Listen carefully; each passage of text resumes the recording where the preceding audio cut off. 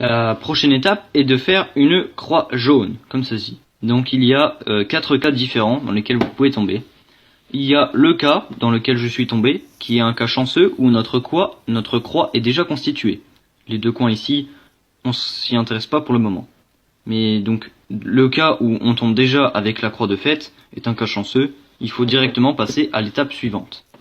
Sinon, il existe 3 cas que vous voyez ici. On va commencer avec l'un d'entre eux, qui est le cas où on a, donc notre face blanche est toujours en bas, où on a une barre, comme ceci. Lorsqu'on est dans ce cas, il faut exécuter un algorithme qui est assez simple.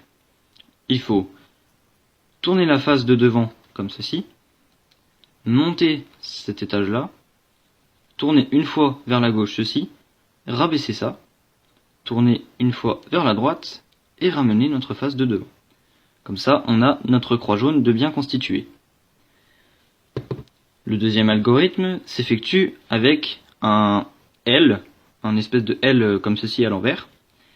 Et c'est pratiquement le même algorithme que celui-ci, mais il est très simple.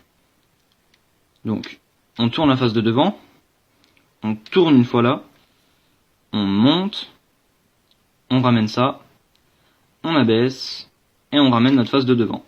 Comme ça, on a notre croix de constituée. Ce cas-là, c'est le cas où on n'a rien, c'est-à-dire on a juste le centre de bien mis, donc le coin là, il n'est pas important.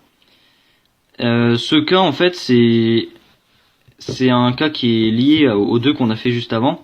En fait, on va devoir faire un des deux algorithmes qu'on a fait juste avant, mais n'importe où, et puis ensuite on va retomber dans un des deux cas qu'on avait là. Donc soit le L à l'envers, soit la barre. Donc on fait un algorithme au hasard, donc je tourne ma face de devant, je monte, je tourne une fois en haut, je ramène ma tranche en haut, je ramène la face de devant. Et là, on tombe dans le cas où on a le L. Donc on met le L bien, j'ai oublié de le préciser juste avant, il faut bien mettre le L derrière. Et ensuite, on fait l'algorithme pour le L.